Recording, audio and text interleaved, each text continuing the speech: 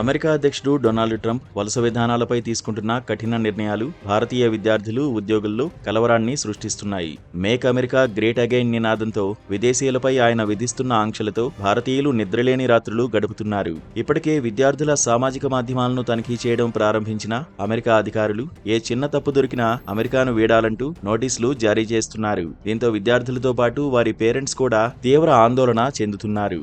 అయితే దీన్నే అదునుగా చూసుకుని కొందరు మోసగాళ్లు అమాయక విద్యార్థులను నిలువు దోపిడీ చేస్తున్నారు. తాజాగా అమెరికాలో చదువుతున్న ఓ భారతీయ విద్యార్థిని మోసగాళ్ల చేతిలో మోసానికి గురైంది. 2022లో అమెరికాకు వెళ్లిన సదరు విద్యార్థిని బ్లూమింగ్టన్ ప్రాంతంలోని ఇండియానా యూనివర్సిటీలో చదువుతోంది.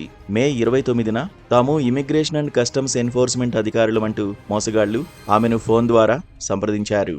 ఆ సమయంలో ఆ అధికారి తన బ్యాడ్జ్ నెంబర్, పేరు వంటి వివరాలను కూడా ఇచ్చి అధికారిక వెబ్సైట్ నందు చెక్ చేసుకోవాలని కూడా సూచించారు.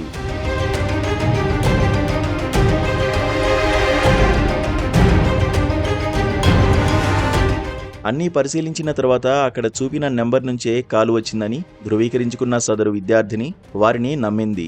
ఆమె ప్రస్తుతం పర్యవేక్షణలో ఉన్నందున 3 గంటల పాటు ఎవరికీ కాల్ చేయకూడదని వారు హెచ్చరించారు.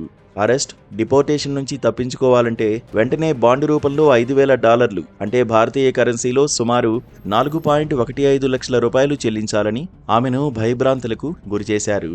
ఆ డబ్బుతో సదరు విద్యార్థిని చేత గిఫ్ట్ కార్డు కొనేలా చేశారు. మోసగాళ్లు సూచించినట్లు గిఫ్ట్ కార్డులు కొని వాటి వివరాలను షేర్ చేసింది. ఆ తర్వాతి రోజు పోలీసులు అందుకు బాండ్ పంపిస్తారని నమ్మించారు. అయితే మోసగాళ్లు ఆ మహిళకు సంబంధించిన అన్ని వివరాలను ముందే తెలుసుకుని టార్గెట్ చేసుకున్నట్లు వెల్లడైంది. ఇలాంటి పరిస్థితి ఎదురైతే వెంటనే లాయర్లను సంప్రదించాలని నిపుణులు సూచిస్తున్నారు. ప్రభుత్వాధికారులు నేరుగా ఫోన్ చేయరని, వారు కేవలం మెయిల్ ద్వారానే సంప్రదిస్తారని వెల్లడించారు. అసలు ఏ గిఫ్ట్ కార్డులు, బ్యాంకు వివరాలు, సోషల్ సెక్యూరిటీ నెంబర్లను అధికారులు అడగరని తెలిపారు. స్కామర్ల వలకు చిక్కి మోసపోవద్దని చెబుతున్నారు.